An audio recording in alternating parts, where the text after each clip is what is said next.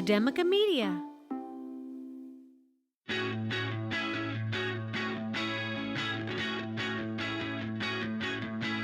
From Academica Media Studios in Miami, Florida, it's Big Ideas in Education, a weekly recap of inspiration and innovation in your schools. Hello, everyone, and welcome back to Big Ideas in Education. I am your host, Dr. Sarah Boulos 5 from Somerset Academy Schools. I'm joined by Ryan Kairalla of Doral College. Hey, Ryan. Hey, Sarah. Good to see you. Good to see you as well. And I want to welcome everyone back to week 2 of our month-long series, our 4-week episode series highlighting incredible teachers, specifically the teachers who are nominated for the 2022 National Teacher of the Year Award. Last week, we highlighted Whitney Aragaki from Hawaii, and this week we are highlighting another educator. We are highlighting Autumn Rivera from Colorado. Ryan? Yeah, what do you want to tell us about Autumn? Oh, so much to tell. And just like Mrs. Aragaki, Ms. Rivera is also a science teacher and a pretty terrific one. Ms. Rivera teaches science at the Glenwood Springs Middle School in the Roaring Fork School District in Colorado. Here's a quote from an administrator, because we love doing the administrator quotes when highlighting these nominees, right? Quote, Autumn is a quintessential professional and a master teacher, said Roaring Fork School District Superintendent Rob Stein. She is passionate about advocating for children and their needs and deeply committed to equity and social justice. As a collaborator and leader, Autumn always listens thoughtfully, fills in the gaps where extra work is required, and works to build consensus. Gotta love a quote like that from your boss, huh?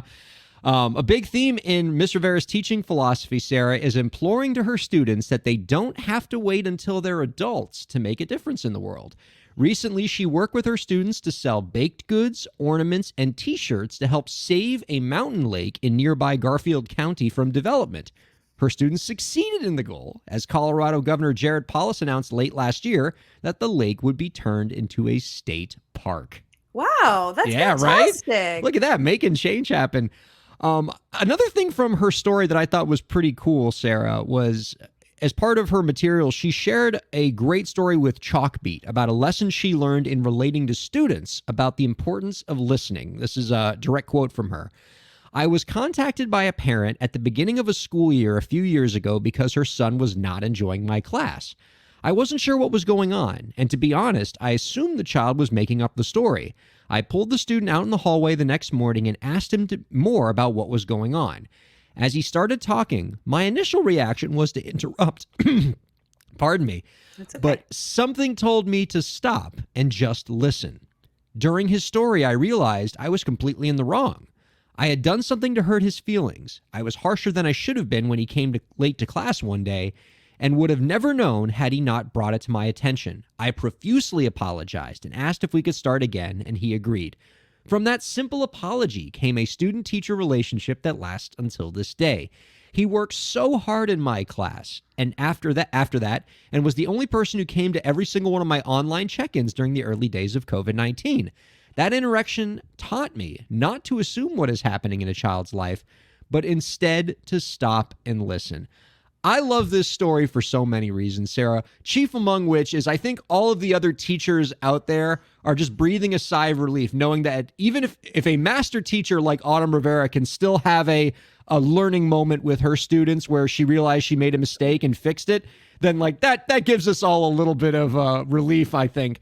And also, it's just an important story about listening to your students, not interrupting, and you can get the full information out of them and turn a potentially poor student-teacher relationship into one of your best ones. Got lots of love about this story. And of course, getting the lake turned into a state park is pretty cool too. Yeah, both really cool things, but I would agree. I think it does highlight that no matter how experienced you are, how fantastic a teacher you are, right? You can be saving state parks and all of these things. There's definitely, without that relationship with your students, it's not going to happen, right? So you can, yeah, I agree. And I think it takes a lot for us, especially as more veteran teachers, to take a moment and say, like, there's something going on here that I'm not recognizing. And, that's good advice for all of us, is we need to listen more than we speak. We tell that to our students all the time, right? Yeah. You need to listen. I've been in so many elementary classrooms where I hear the teachers say, that's why we have 2 ears and 1 mouth, so we can listen twice as much, right? You hear that like a little cliche, but it's a cute reminder of the fact that we're not meant to just be prattling on about what we think is happening. We need to pay attention to what's happening with that child. Although I will say it is really, really cool that she got her kids to petition the state to develop a state park and save that. I want to talk a little bit more about that. Absolutely. And I would say it reflects on a story that we've talked about a few times, right? This idea of citizen science. I know that's a buzzword that you are a huge fan of, Sarah. This idea that like science isn't just something you learn in the classroom, but it's something that you do.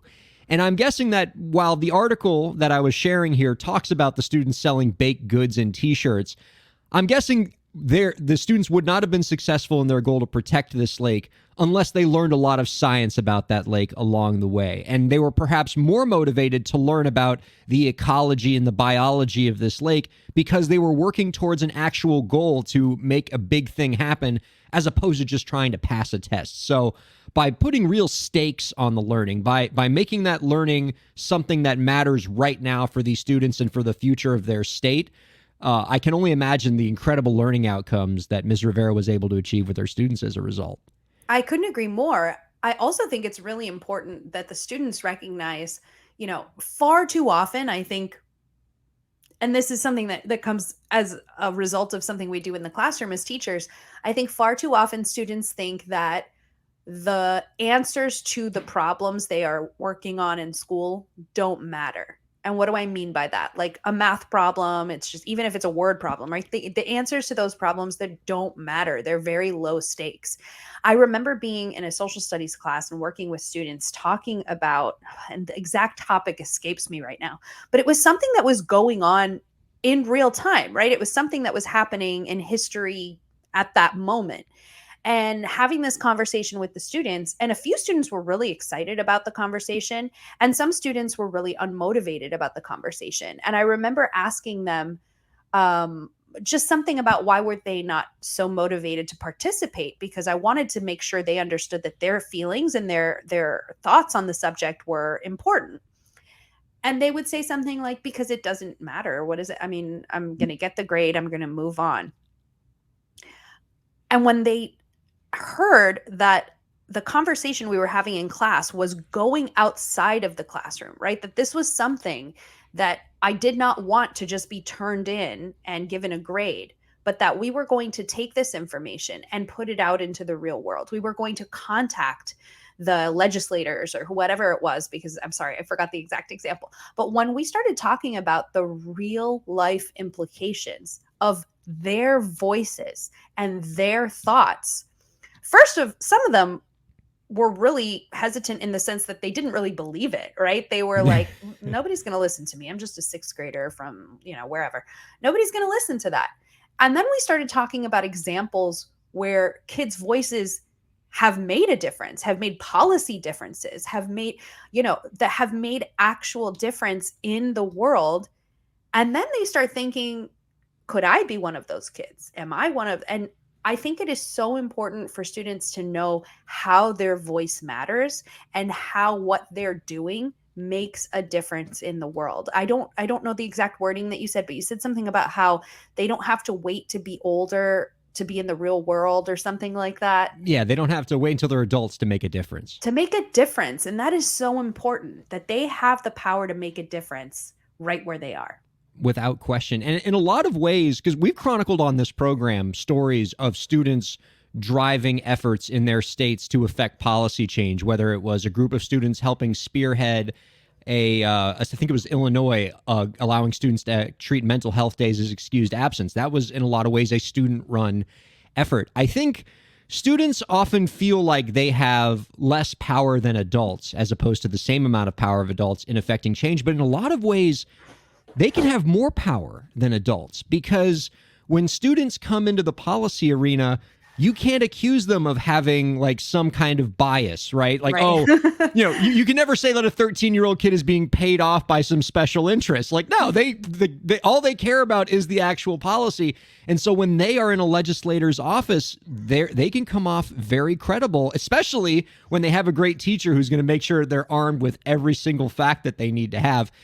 And I think the thing I love the most about this story and what Ms. Rivera is doing is that it acknowledges that you cannot divorce science from policy, right? And what better way to explain this than everything that's happening right now with the pandemic? Like, the things that scientists do don't happen in a vacuum. They are often the beginnings of policy change and are driving policy change. And so Ms. Rivera taught a very valuable lesson to her students that everything they learn in the science classroom has implications that can lead to real change in the policy arena. And in the case of these kids, they were able to make that change very quickly, which is so cool. Absolutely. I think it's fantastic. And I know we both wish Autumn Rivera the absolute best in this competition.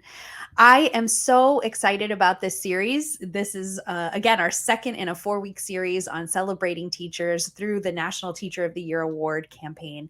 If you want to learn more, you can go to NTOY, like National Teacher of the Year, ntoy.ccsso.org to learn more. Thanks, everyone, for listening. We'll see you next time.